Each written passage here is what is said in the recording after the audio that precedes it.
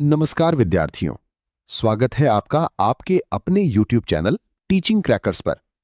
आज हम पढ़ेंगे हिंदी वर्णमाला का भाग 2 में व्यंजन एवं उनके भेद। इससे पहले हम लोगों ने हिंदी वर्णमाला के भाग 1 में स्वर को बहुत ही अच्छी तरह से पढ़ चुके हैं और जो भी स्टूडेंट अभी तक भाग 1 को नहीं देखे हैं उसे जरूर देखें। तो चलिए शुरू करते हैं आज का वीडियो। दोस्तों, हिंदी व्याकरण में सिर्फ क, ख, ग जैसे व्यंजन याद कर लेना काफी नहीं है, क्योंकि UP TET, C TET, super TET जैसी परीक्षाओं में व्यंजन से जुड़े ऐसे सवाल पूछे जाते हैं जिनमें अच्छे अच्छे विद्यार्थी कंफ्यूज हो जाते हैं। जैसे स्पर्श व्यंजन कितने होते हैं, महाप्राण और अल्पप्राण में अंतर क्या है, क्ष, त्र, ज्ञ को संयुक्त व्यंजन क्यों कहा जाता है और उच्चारण स्थान के आधार पर वर्णों का वर्गीकरण कैसे होता है। अगर आप ये सब एक ही वीडियो में आसान ट्रिक और सरल भाषा में सीखना चाहते हैं तो वीडियो को अंत तक जरूर देखिएगा, क्योंकि आज का ये टॉपिक वर्णमाला आपकी हिंदी व्याकरण की पूरी नींव मजबूत कर देगा, जो UP TET, C TET, DSSB, super TET और सभी टीचिंग एग्जाम्स के लिए बेहद महत्वपूर्ण टॉपिक है। सबसे पहले हम समझते हैं कि व्यंजन क्या होते हैं। जिन वर्णों का उच्चारण स्वरों की सहायता से किया जाता है उन्हें व्यंजन कहते हैं। यानी व्यंजन अकेली नहीं बोली जा सकती, उन्हें बोलने के लिए किसी न किसी स्वर की जरूरत पड़ती है। उदाहरण के लिए क बराबर क प्लस अ, ख बराबर ख प्लस अ, ग बराबर ग प्लस अ, चो बराबर चो प्लस अ, जो बराबर जो प्लस अ, टो बराबर ट प्लस अ, ठो बराबर ठो प्लस अ आदि। इन सभी व्यंजन को बोलने के लिए अ स्वर की सहायता लिया गया है। नोट, हिंदी वर्णमाला में कुल 33 व्यंजन होते हैं। दोस्तों, यहां से प्रश्न हमेशा पूछे जाते हैं कि हिंदी में कुल कितनी व्यंजन और स्वर होते हैं, इसीलिए आप इसे जरूर याद रखना। अब हम जानेंगे व्यंजन की भेद। उच्चारण की दृष्टि से व्यंजन 4 प्रकार की होती हैं। 1 स्पर्श व्यंजन, 2 अंतस्थ व्यंजन, 3 ऊष्म व्यंजन, 4 संयुक्त व्यंजन। अब हम इन चारों को एक एक करके बहुत आसान तरीके से समझते हैं। सबसे पहले स्पर्श व्यंजन को जानेंगे। जिन वर्णों का उच्चारण करते समय जीभ, तालु, दांत, होठ या कंठ आपस में स्पर्श करते हैं उन्हें स्पर्श व्यंजन कहते हैं। स्पर्श व्यंजनों की कुल संख्या 25 होती है। ये 5 वर्गों में बांटे जाते हैं। क वर्ग क, ख, ग, घ, ग। च वर्ग च, छ, ज, झ, य। ट वर्ग ट, ठ, ड, ढ, ण। त वर्ग त, थ, द, ध, न। प वर्ग प, फ, ब, भ, म। इन 5 वर्गों को याद करने की शानदार ट्रिक क, च, ट, त, प। बस ये 5 याद रखिए और पूरा स्पर्श व्यंजन याद हो जाएगा। अब बात करते हैं अंतःस्थ व्यंजन की। जिन व्यंजनों का उच्चारण स्वर और व्यंजन के बीच की स्थिति में होता है उन्हें अंतःस्थ व्यंजन कहते हैं। इनका उच्चारण करते समय हवा भीतर से बाहर अधिक बल के साथ निकलती है। अंतःस्थ व्यंजनों की कुल संख्या 4 होती है। य, रो, लो, वो। इसे याद रखने की ट्रिक यरलव। अब समझते हैं ऊष्म व्यंजन को। जिन व्यंजनों के उच्चारण में हवा की रगड़ खाने से ऊष्मा या गर्माहट पैदा होती है उन्हें ऊष्म व्यंजन कहते हैं। ऊष्म व्यंजन भी 4 होते हैं।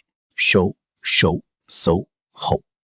अब हम सबसे महत्वपूर्ण संयुक्त व्यंजन के बारे में बात करेंगे। 2 व्यंजनों की मील से बनी वर्ण संयुक्त व्यंजन कहलाते हैं। संयुक्त व्यंजनों की कुल संख्या 4 होती है।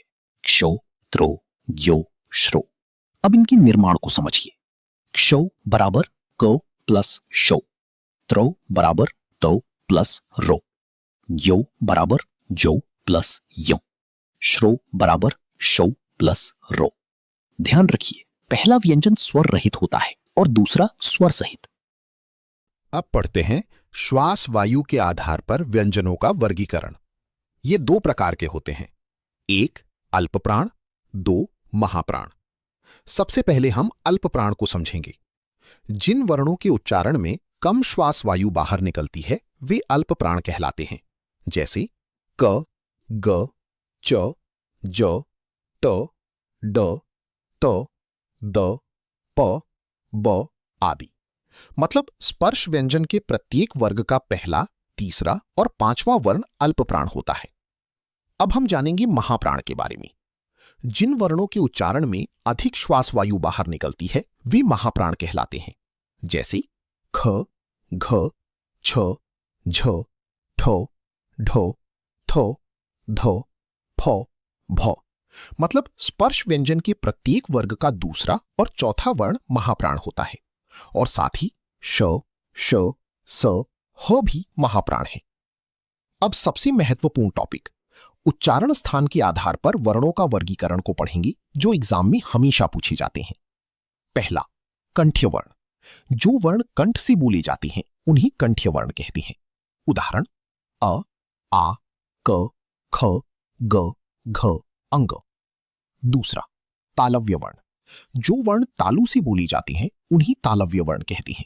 उदाहरण इ, ई, च, छ, ज, झ, य, य, श। तीसरा, मूर्धन्य वर्ण। जो वर्ण मूर्धा यानी जीभ के ऊपरी भाग से बोले जाते हैं उन्हीं मूर्धन्य वर्ण कहते हैं। उदाहरण ट, ठ, ड, ढ, ण, श, र। चौथा, दंत्य वर्ण। जो वर्ण दांतों के स्पर्श से बोले जाते हैं उन्हीं दंत्य वर्ण कहते हैं। उदाहरण त, थ, द, ध, न, ल, स। 5, ओष्ठ्य वर्ण। जो वर्ण दोनों होठों के स्पर्श से बोले जाते हैं उन्हें ओष्ठ्य वर्ण कहते हैं। उदाहरण उ, ऊ, प, फ, ब, भ, म। 6, नासिक्य वर्ण। जो वर्ण नाक और मुंह दोनों से बोले जाते हैं वे नासिक्य वर्ण कहलाते हैं। उदाहरण अंग, ङ, य, ण, न, म। 7, कंठ तालव्य वर्ण। कंठ और तालु दोनों से बोले जाने वाले वर्ण जैसे ई, ए। 8, कंठोष्ठ्य वर्ण। कंठ और ओष्ठ दोनों से बोले जाने वाले वर्ण जैसे उ, औ। 9, दंतोष्ठ्य वर्ण। दांत और होठ दोनों के सहयोग से बोला जाने वाला वर्ण जैसे व।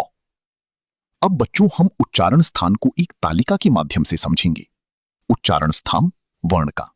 उदाहरण कंठ्य अ, आ और क वर्ग म को छोड़कर। तालव्य ई और च वर्ग य को छोड़कर। मूर्धन्य ट वर्ग ण को छोड़कर। दंत्य त वर्ग न को छोड़कर। ओष्ठ्य प वर्ग म को छोड़कर। नासिक्य न, य, ण, न, म स्पर्श व्यंजन के सभी वर्ग के अंतिम वर्ण। कंठ तालव्य ई, ए। कंठोष्ठ्य ओ, औ। दंतोष्ठ्य व। अब बच्चों कुछ महत्वपूर्ण एग्जाम टिप्स को क्विक रिवीजन में देखेंगे, जैसे स्पर्श व्यंजन 25 होते हैं। अंतःस्थ व्यंजन य, र, ल, व होते हैं। ऊष्म व्यंजन श, श, स, ह होते हैं। संयुक्त व्यंजन क्ष, त्र, ज्ञ, श्र होते हैं। Short trick important. स्टूडेंट्स इस शानदार ट्रिक को जरूर याद रखें। कचटतप, इसमें स्पर्श व्यंजन के 5 वर्ग हैं। तो विद्यार्थियों, आज हमने पढ़ा व्यंजन, व्यंजन की भीत, अल्पप्राण और महाप्राण, उच्चारण स्थान के आधार पर वर्गीकरण। अगर आपको ये क्लास पसंद आई हो तो वीडियो को लाइक जरूर करें और चैनल पर नए हो तो चैनल को सब्सक्राइब भी करें और अपने दोस्तों के साथ शेयर करें ताकि उनकी भी तैयारी मजबूत हो सके। मिलते हैं अगली शानदार क्लास में। धन्यवाद।